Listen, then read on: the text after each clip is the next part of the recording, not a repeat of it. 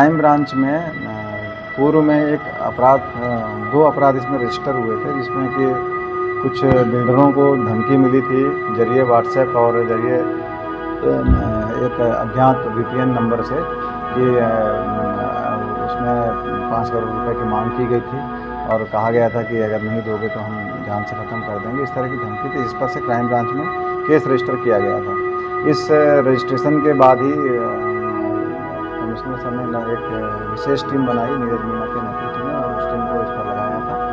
उस टीम के दौरान ने जब पूछताछ करी और जब जानकारी ली तो मालूम पड़ा कि कसरावत जेल में जो बंद है राजपाल, उसका हैरी बॉक्सर से संबंध है और उसके इंदौर से भी कुछ लिंक मिले हैं।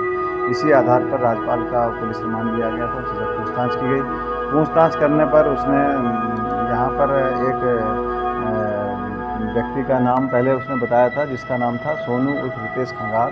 इसका नाम आया था जिसने रेकी करने की कोशिश करी थी, तो उसको पूर्व में पुलिस ने उठाया था। इसी कड़ी में पूछताछ के क्रम पर एक अगला नाम आया था जिसका नाम था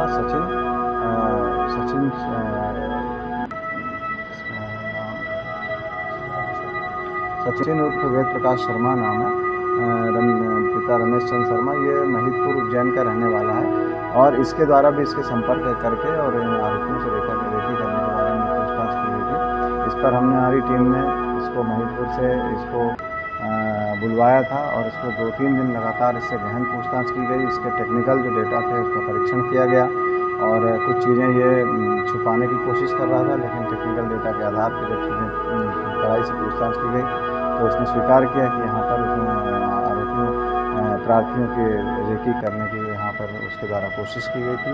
इस आधार पर सचिन और वेद प्रकाश शर्मा को भी पुलिस ने कल गिरफ्तार किया है और अभी उसका पुलिस रिमांड लिया जाता है, उससे आगे पूछताछ की जाएगी। सर, इनको मैसेज कैसे फॉरवर्ड होते थे? क्या व्हाट्सएप पे मैसेज आते थे या वीपीएन नंबर से ही इनको टारगेट बताया जाता था कि आपको इस व्यक्ति की रेकी? ये आपस में मोबाइल पे व्हाट्सएप के जरिए संपर्क करते थे, ज़्यादातर मोबाइल पे व्हाट्सएप पे बात करते थे और हैरी बॉक्सर से जो इनकी बातचीत होती थी, इनकी वो एक सिग्नल ऐप के माध्यम से ज़्यादातर वो बातचीत करता है।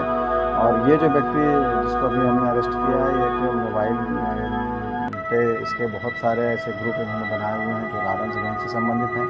बहुत सारे ऐसे कोड नेम 007 के नाम से इन्होंने कई लोगों के नाम के आगे 007 लिखा है, जो जब इनसे पूछताछ की गई तो मालूम पड़ा कि ये एक ही गैंग है जो कई जगह LB करके लॉरेंस विष्णु जो LB लिखा हुआ है।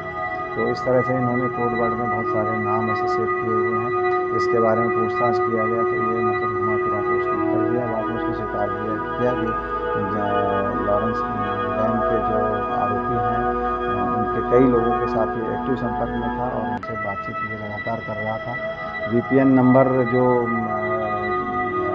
जिनके आधार पर कॉल हुए हैं, उन VPN नंबरों के बारे में भी जो पीड़ित लोग हैं वो उन्हें कहीं न कहीं से कुछ जानकारी मिली थी कि ये इस पर पता हो सकता है क्योंकि लॉरेंस गैंग से संबंधित है, तो इस पर वो VPN नंबर यहाँ तक उनके माध्यम से पहुँचे और उन्होंने जानकारी लेने का प्रयास किया।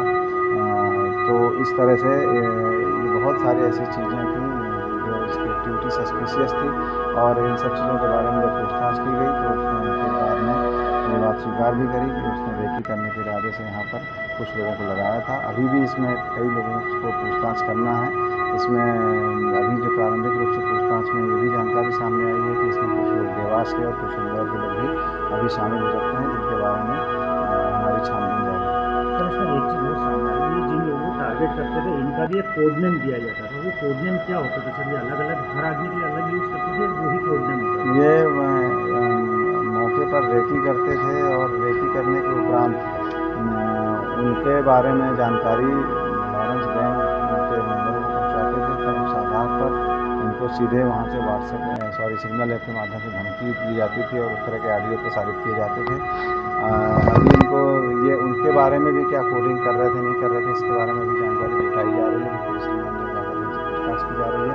और इंदौर में खासतौर पर क्या लिंक का इस्तेमाल ये करने वाले थे, क्योंकि हमारे यहाँ कोई ऐसी घटना फायरिंग की या कुछ इस तरह की लॉरेंस गैंग के द्वारा अभी तक नहीं की गई थी। इसलिए अभी इस संबंध में साक्ष्य जुटाए जा रहे हैं कि क्या इनकी कोई प्लानिंग थी, क्या कहीं हथियार से लेना, हथियार भी लेना चाह रहे थे। इन संबंध में पुलिस रिमांड लेकर पूछताछ की जाएगी। हमसे जुड़े रहने के लिए हमारे YouTube चैनल को सब्सक्राइब करें और नई वीडियो की नोटिफिकेशन के लिए बेल आइकॉन को दबाएं। अगर आप ये वीडियो Facebook पर देख रहे हैं तो लाइक जरूर करें और ज्यादा से ज्यादा शेयर करें। धन्यवाद।